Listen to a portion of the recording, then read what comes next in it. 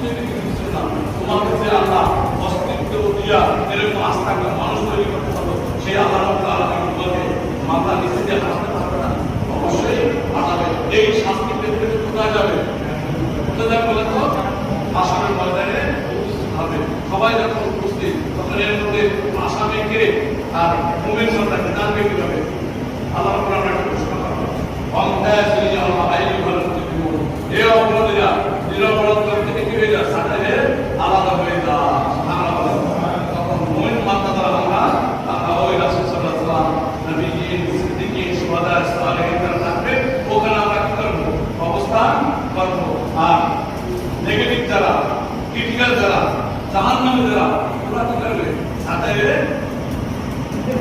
এখানে বলা হয় আমরা কারা কারা অপরাধী আমরা শনাক্ত করে ফেলছি।